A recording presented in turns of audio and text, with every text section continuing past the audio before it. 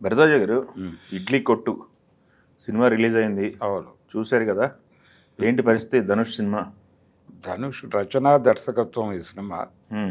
అంటే ఇద్దరు పిల్లలు, అలాగే ఇద్దరు తండ్రులు పెంపకానికి సంబంధించిన గొడవ, అలాగే రెండు తరాల మధ్య ఉన్నటువంటి పంచాయతీ, ఇలా రకరకాల అంశాలు తడిమాడు ఈ సినిమాలో. అలాగే రెండు ప్రపంచాలు, అంటే 95 తర్వాత ప్రపంచం మారింది.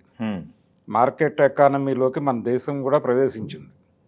మార్కెట్ ఎకానమీలోకి వచ్చిన తర్వాత కన్జ్యూమరిజం అనేది పెరిగిపోయిన తర్వాత పిల్లల పెంపకాల్లో చాలా దారుణాలు జరిగిపోతూ వచ్చినాయి. అంటే కన్జ్యూమరిజం తాలూకా ప్రభావం పడిపోయి, అంటే అనేక విండోస్ ఓపెన్ అయిపోయినాయి, ప్రపంచపు విండోస్ అన్నీ ఓపెన్ అయిపోయి ఎవరైనా సరే అవకాశం పట్టుకుని ఎక్కడికైనా వెళ్ళిపోవచ్చు అనేటువంటి ఒక పరుగు పందెం మొదలైంది. ఈ పరుగు పందెంలో పాల్గొనకపోతే ఓడిపోతామేమో అని పిల్లలు అనుకోవడం, తండ్రులు వాళ్ళని ఆపలేనటువంటి పరిస్థితిలోకి వెళ్ళిపోవడం, అలా గ్రామాలన్నీ ఖాళీ అయిపోయి జనాలందరూ పట్టణాల వైపు వెళ్ళిపోయి ఒక రకంగా గ్రామాలు వృద్ధాశ్రమాలుగా మారిపోతున్నటువంటి పరిస్థితి. ఆ తర్వాత నగరాలు కూడా వృద్ధాశ్రమాలుగా మారిపోయి పిల్లలందరూ వేరే దేశాలకు వెళ్ళిపోయినటువంటి ఒక విచిత్రమైన పరిస్థితి మనం చూస్తూ వచ్చాం. ఈ 20 సంవత్సరాల చరిత్రని, జరిగినటువంటి అనర్థాలని మాట్లాడే ప్రయత్నం చేశాడు ఆ కథలో. ఓకే, ధనుష్ అయితే పెద్ద కాన్సెప్టే తీసుకున్నాడు. అందులో ఈ కన్జ్యూమరిజం పెరిగిపోయిన తర్వాత పిల్లల్లో కోరికలు విపరీతంగా పెరిగిపోయి దాన్ని కంట్రోల్ చేయలేక పిల్లల్ని సాటిస్ఫై చేయటం కోసం ఏం చేయటానికైనా సిద్ధపడిపోయేటువంటి ఒక తండ్రి క్యారెక్టర్లో సత్యరాజ్ యాక్ట్ చేశాడు.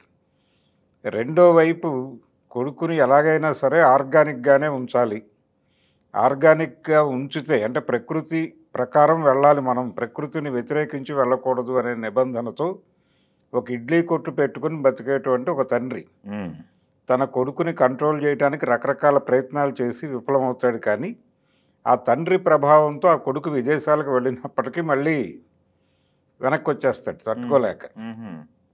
అంటే ఇది కాదు మన జీవితం, ఎక్కడో ఏదో మిస్ అవుతున్నామని మళ్ళీ వెనక్కి వచ్చేసి తండ్రి ప్రారంభించినటువంటి, తండ్రి కొనసాగిస్తూ వచ్చిన సాంప్రదాయాన్ని కొనసాగించాలి, జీవితం ఆర్గానిక్గానే ఉండాలి అనేసి దీనికి వ్యతిరేకంగా మనం ఏదైనా చెయ్యాలి తిరిగి, అంటే పిల్లల్ని ఒక జనరేషన్ని మళ్ళీ ఎడ్యుకేట్ చేయాల్సినటువంటి అవసరం ఉంది అనుకుంటూ వెనక్కి వచ్చేస్తాడు.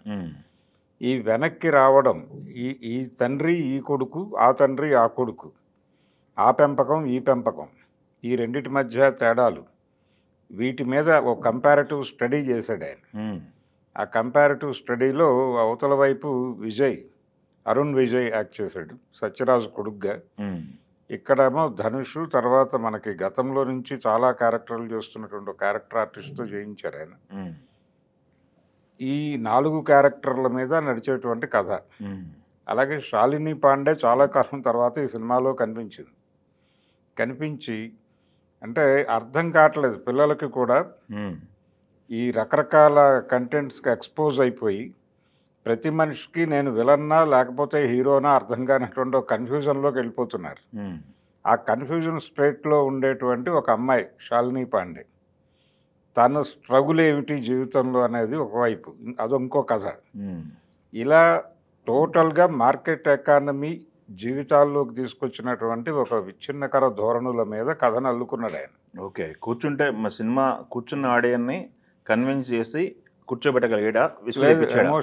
ఎమోషనల్గా నడిపాడు కథని, ఎమోషనల్గా డ్రైవ్ చేశాడు.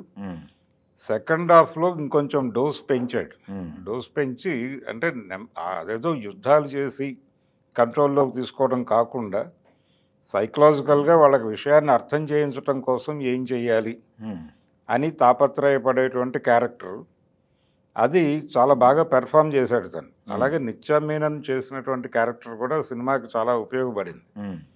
అంటే ఒక పల్లెటూరు, ఆ జీవన విధానము, దాన్ని ఎలా అర్థం చేసుకోవాలి అనేది ఆ క్యారెక్టర్ నుంచి డ్రైవ్ చేశాడు. ధనుష్ ఈ తరహా కథని ఆలోచించటం, దాన్ని ఇంత పద్ధతిగా ఎగ్జిక్యూట్ చేయటం, కమర్షియల్ ఎలిమెంట్స్ మిస్ కాకుండా చూసుకున్నాడు. హింస అనేది కూడా, అంటే మార్కెట్ ఎకానమీ జీవితాల్లోకి చాలా వైలెన్స్ను కూడా తీసుకొచ్చింది. అలాగే పిల్లల్ని ఒక రకంగా ఈ ఈ ఇటీవల కాలంలో సైకియాట్రిస్టుల వ్యాపారం పెరిగింది. అంటే పిల్లలు ఈ వ్యామోహంలో పడిపోయి పిచ్చివాళ్ళుగా మారిపోతున్నారు. దేన్ని రిసీవ్ చేసుకునేటువంటి పరిస్థితుల్లో లేరు. వాళ్ళని కంట్రోల్ చేయటంలో పేరెంట్స్ ఫెయిల్ అవుతున్నారు. అది సత్యరాజ్ క్యారెక్టర్తో బాగా చెప్పించాడు.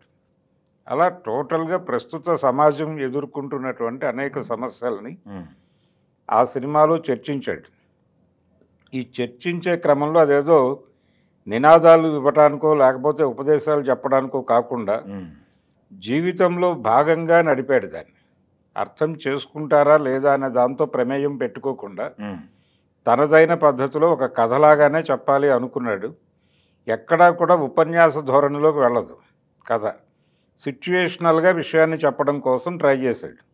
దానికోసం చాలా కష్టపడ్డాడు. మంచి అంటే అతనిలో ఇంత టాలెంట్ ఉందా అని ఆశ్చర్యం వేసింది. డైరెక్టర్గా చాలా బాగా చేశాడు సినిమాని, చాలా బాగా కన్సీవ్ చేశాడు కథని. తను ఏం చెప్పదలుచుకున్నాడో దాన్ని చెబుతూనే కమర్షియాలిటీ కూడా మిస్ కాకుండా దాన్ని కూడా అండర్ప్లై చేస్తూ నడిపాడు. దాంతో జనాలు థియేటర్లో చాలా ఎమోషనల్గా కూర్చున్నారు.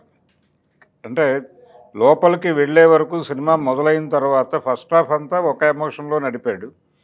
సెకండ్ హాఫ్కి వచ్చేసరికి మార్కెట్ ఎకానమీ వికృత చేష్టలు పిల్లల్లో ఎలా కనిపిస్తున్నాయి అనే దానికి సంబంధించి అటువైపు డ్రైవ్ చేస్తూ అది చాలా ఎమోషనల్గా నడిపాడు. అలా మొత్తం మీద టోటల్గా ఒక మంచి సినిమా.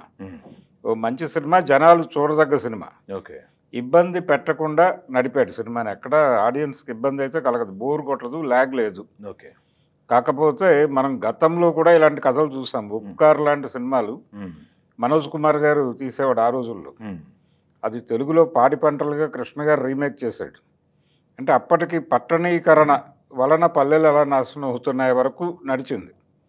ఇప్పుడు విదేశాలకు వెళ్ళిపోతున్నటువంటి పిల్లలు, ఈ పెరిగిపోయినటువంటి కొనుగోలుదారీతనం, కన్జ్యూమరిజం తాలూకా విష పరిణామాలు అవి పిల్లల మీద ఎలా ప్రభావం చూపిస్తున్నాయి, పేరెంట్స్ అంతా సఫర్ అవుతున్నారు అనే దాని వైపు డ్రైవ్ చేశాడు ఇతను.